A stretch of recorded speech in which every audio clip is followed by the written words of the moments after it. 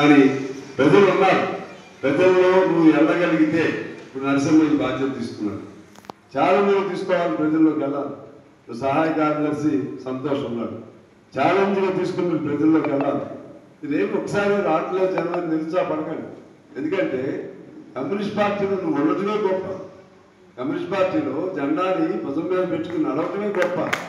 అందుకే మనకెందుకు మనం అయ్యో మనం ఇష్టపడే తెలిసే కదా, ఇది కష్టాలతో కూడిన పార్టీ అని తెలిసి కదా మనం ఉంది. మనం అంటే 100 మంది లేరు, 1000 మంది లేరు. 1000 మంది కావాలనుకుంటే ఆ గుంపులో పోవాలి. 1000 మంది గుంపు అంతా ఒక చోట ఉంటుంది. ఆ గుంపు ఎప్పుడు ఎత్తిపోయిందో తెలియదు కదా, పోతే నువ్వు కూడా గుంపులో పోవాలి.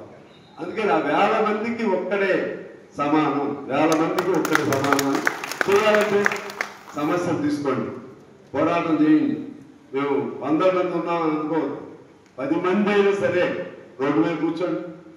ఈ చాలా సమస్యలు ఉన్నాయి, ప్రజల కోసం కూర్చోండి. కమ్యూనిస్ట్ పార్టీ ఉండాలిరా అనే భావన రావాలి. వాళ్ళు ప్రతి ఒక్కళ్ళు ఏమంటున్నారు, మీరు అధికారంలో రాలేకపోతున్నారు, మరి కమ్యూనిస్టులు ఐక్యత లేదు, విభజన అయిపోయారు.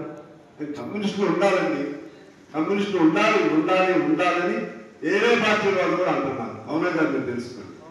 అంటే కమ్యూనిజానికి ఉన్న ఆ శక్తి అది. నేను ఎక్కడ పోయినా సరే మీకు తోడు ఇంకా కొంతమంది ఉంటే బాగుంటుంది, కమ్యూనిస్ట్ అసెంబ్లీలో పేద ప్రజలు కొంత తీర్పించేవాడు ఉండాలి అని చెప్తున్నాను. అది లేదండి కాదు, మనం ఎక్కడికి వెళ్ళండి కమ్యూనిస్టులు కావాలి అని. ఈవెన్ ఎవరో బీజేపీ లాంటి వాడు కమ్యూనిస్ట్ వద్దంట. ప్రగతిశీల భావాలు, అభ్యుదయ భావాలు, ప్రజల కోసం పనిచేయాలనుకునేటువంటి మంచి వ్యక్తులు ఎవరిని తీసుకోండి.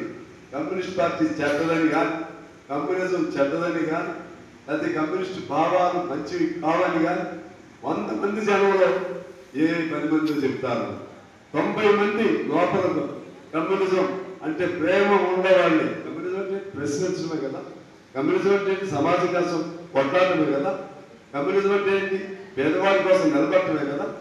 అందులో మన సిద్ధాంతం తప్పు లేదు కదా. అందుకని 90 మంది గుండెల్లో ఇది మంచిది అనే భావన ఉందని తెలుసుకోండి, రాసుకోండి. అందుకని మనం వాళ్ళని మన వైపు ఎలా ఆకట్టుకోవాలి, అది మన ముందున్న కర్తవ్యం.